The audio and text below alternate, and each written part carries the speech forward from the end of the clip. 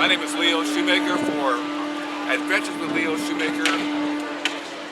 We're here to celebrate the Boston Marathon. It's been over 900 days since its last run in 2019. Now it's 2021. It's the 125th running of the Boston Marathon. A lot of great history behind it. A lot of people here enjoying the feeling of getting ready for a marathon. Yes, people do get excited for a marathon. So I hope that you enjoy the show today. On BTV Channel 10, I'm Leo Shoemaker. We're here at the Boston Marathon Copley Park area where they're getting all the t-shirts and numbers and all that. And we have Trey Porker here, who's going to run the marathon for the first time. Trey, are you excited? I'm very excited. My first time in Boston, and I've done the homework, and I'm looking forward to it. You've done the homework. What is the homework? The homework is plenty of miles, great diet, great training, and ambition. Good. I like that. How'd you get started running a marathon? I had foot problems, and I always was a runner, but never took it seriously. And my foot problems went away, and I started running marathons, and it's probably the greatest thing that ever happened to me in my life. So what was your time to qualify? 2:56 was my time. And how old are you? I'm 46 now. What's your number so we can follow you? Bib 3166. Trey, thank you so much. Thank you, guys. Have a good day. The whole spirit of being cautious, I hate this expression, but it's true, abundance of caution, right? And that's what this is all about too. So that's a little bit different of a look as the runners are coming down Boylston Street. Once they cross Boylston Street, again, generally speaking, a lot of it's the same. What we've done though with like the food bag, instead of handing out a banana and then go to the next station, you get an orange and the next station a granola bar. It's all in a prepackaged in a bag. So you get your medal and you get your blanket, and then you get a bag with water, Gatorade, and some food items in there, and your gear checker. If you did check a bag, is at the end of the system on school buses. You grab your bag and out you go. So not very different than the way we have done it in the past. And the gear check system is the same as previous years, the tents here on Boylston Street? Yeah, I mean, before 2013, we used to allow runners to get on the buses with whatever they had, whatever they wanted to wear, and have a bag with them, their gear check bag, and we used to transport it back from the start to the finish and bring the school buses in, and all their bags would be on those buses. Since 2013, they decided not to do that for safety reasons. I won't get into everything, but so there's no transportation of gear, but if you want to have something waiting for you when you finish the race, you have to bring it here the morning of the race, right here on Boylston Street, closer to the Arlington area, further down here. You put it on the gear bus, the gear bag bus, and then you head over to Boston Common on Charles Street, load the buses, and off you go. When you cross the finish line, just keep on going and grab your bag that you put it on that particular bus. Okay, so we've gone over what it looks like for the 20,000 people who've made the trip to Boston, and what about the other 30,000 signed up to run the virtual? Do you have any tips and tricks for them, how to plan their course, what to do, what to keep in mind? Well, it's interesting, virtual, it's funny, in 2020 when we first postponed and then canceled, I get up on Patriots Day because I had for the last 46 years and ran a marathon around my neighborhood just because that's what I do on Patriots Day, right? And then when the virtual happened in September, I said, well, in order for it to count, I have to do this virtual thing again. So I did it again, but we didn't want anyone to do it on the course itself. And so I did it then. And then a week or two later, I woke up and I said, for the last 46 years, I've run the Boston Marathon course, and I didn't this year. And I just got in my car, drove to Hopkinton, and ran the course. So I ran the marathon virtually 3 times, but it only counts as one. And did it again on Patriots Day in 2021. But I have a lot of experience doing virtual marathons because I do a lot of them for a lot of different reasons. But my number one recommendation anyways is why make it any more difficult than it has to be. I'm not a martyr. I mean, you're not going to take shortcuts, But at the same time, the idea about a virtual is, number one, you're given the option of 3 days, so you can pick the best weather day if you look at a long-range forecast. So the weather has a lot to do with which of the 3 days, Friday, Saturday, Sunday, you might pick. Secondly is obviously the course. And so why necessarily design something that's like just, you know, degree of difficulty is off the charts? Why do that to yourself unless, you know, you want that challenge? It's up to you. But you can chart a course that is of your liking. I don't like really flat courses. I like more undulating, rolling. I don't like mountainous. So I'll design a course that's to my personal liking. And then the last part of it, which I think works for me, because I probably run 300, 400 virtual marathons. And for me, I do a loop course because I don't want to necessarily burden anyone else to have to take care of me, nor do I want to sort of have to plan on hydration stations and high bottles or whatever. So I just do loops. And I do 3 to 3.5 mile loops around my house. So my house is my home base, and I go do a loop, come back to the house, grab a bottle of whatever, boom, and just keep going and going and do that 6, 7 times. Someone might look at that as being boring.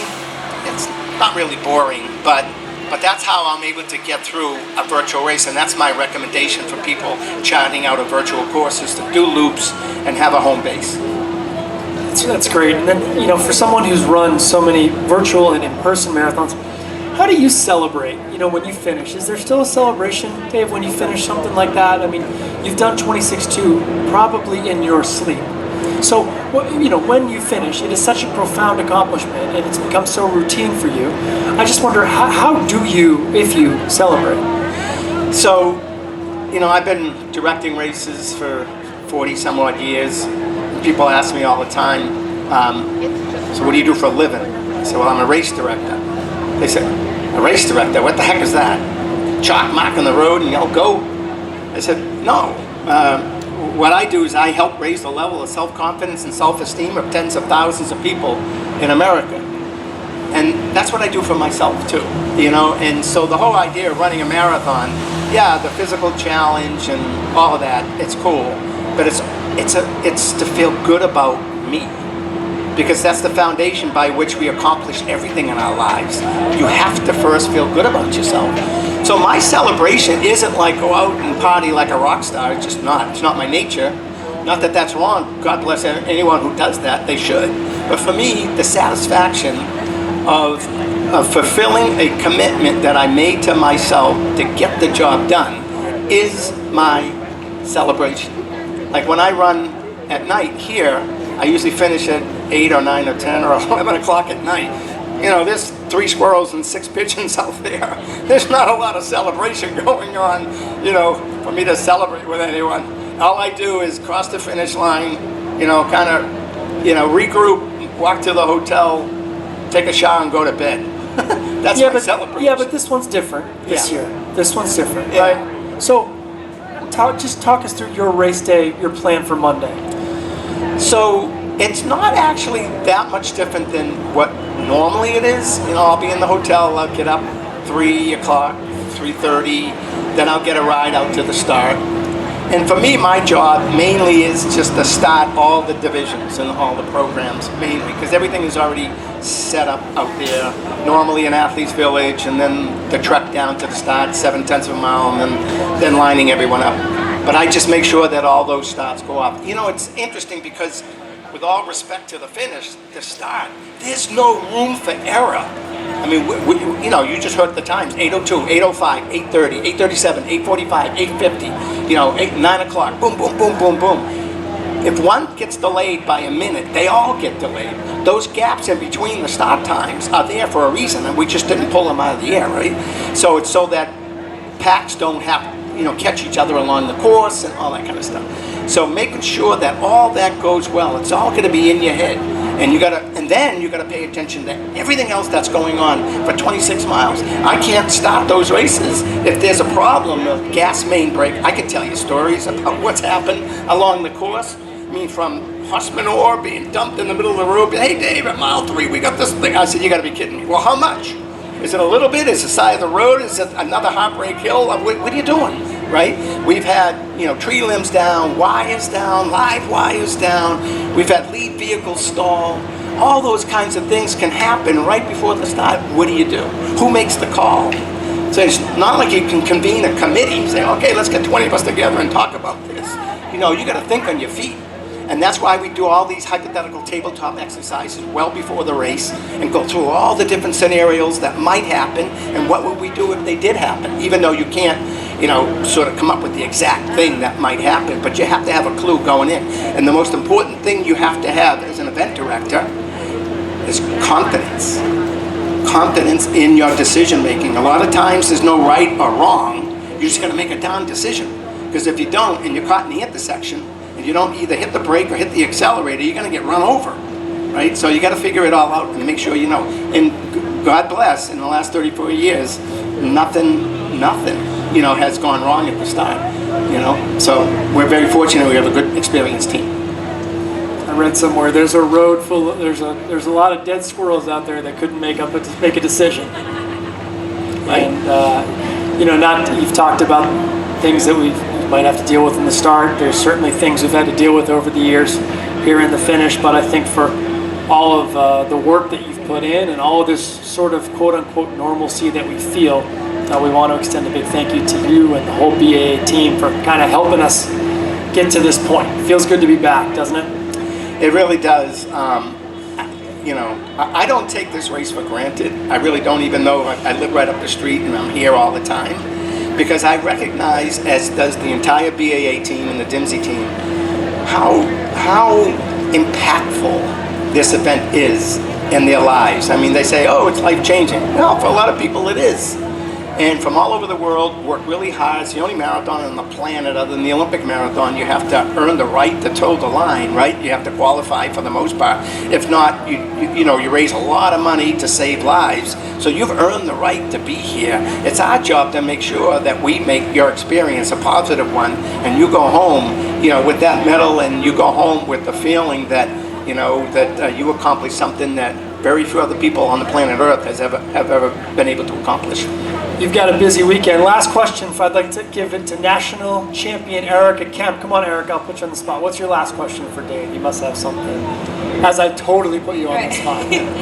I guess my last question would be, you've run so many Bostons, and they all have to be different. They all have to be special. So what is it about Boston for you that you keep, obviously you're the race director, but you keep running it, and it means so much. Why Boston? A lot of times I speak to an audience and I'll say, how many people when you were 12 years old knew you wanted to run a marathon? Raise your hand. Nobody raises their hand. And then I say, well, what happened between the time you were 12 and now? A defining moment happened in your life. Something hit you that said, I got to do this. I can and I have to and I'm going to.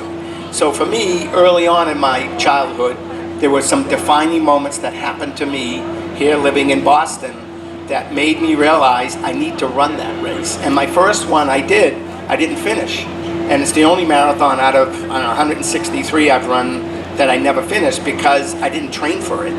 And there was a lesson learned there. I didn't fail, I learned something. You got to train for these things, I guess, is what I learned.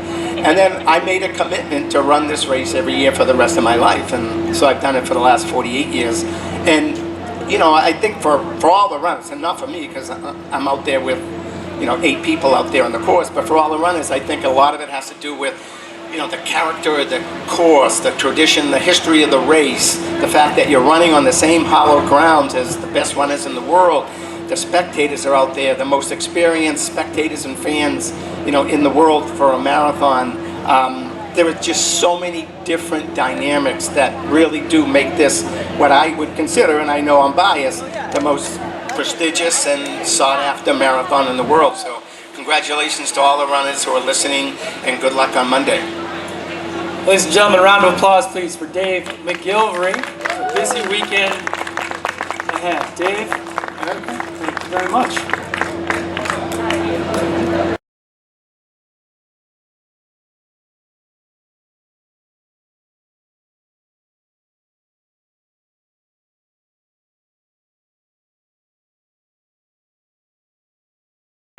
Gallup, New Mexico.